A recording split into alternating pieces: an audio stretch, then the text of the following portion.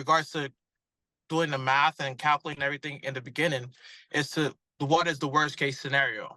Okay. At least if I come out negative, what would be my worst case scenario? So we don't. I personally, and also I'm sure Peter also don't believe in like overbidding for a property. I mean, if it's for us, it's for us. If it's not, we just move on to the next one. Sure. And I think going in at the right price was very key when it comes to this property and any other property. Yeah.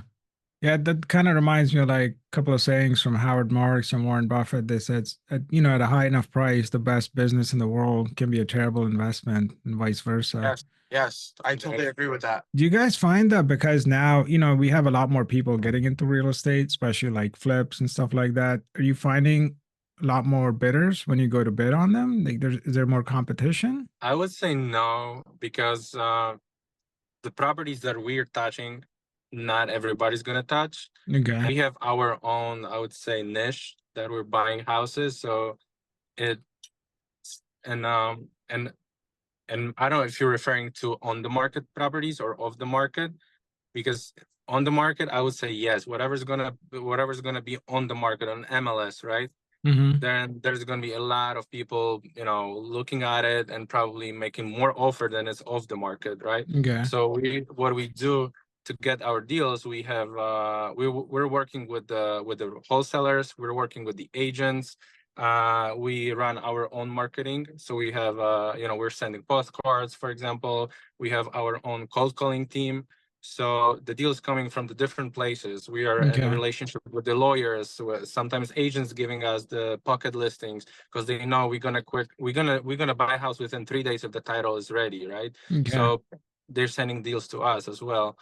And we're constantly buying. That's the thing. We're not out of the money because we have a lot of private money lenders behind our backs. We take pride of our reputation. So if we say we're gonna buy it, we make an offer, then believe me, we're gonna buy it. Yeah, we never back out. We've never backed out. Like Johann said before, we're running numbers. Yeah. And we have at least 3 strategies what to do with the property, but the main strategy is flip.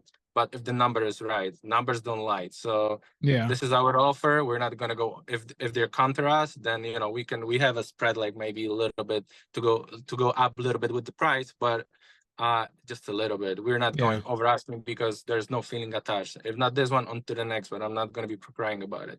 Yeah. I mean, I guess just a couple of things I pulled from that was, well, one, if you have hard money lenders that know your reputation, then the bottleneck is just how many properties can you flip, based on the crew and the manpower and all that, because the money's always there because people know you're good for it. So it seems like from what you said, you have a pretty well-oiled machine in terms of everything, like sourcing deals, closing deals. How did you put that together? I think it just took time.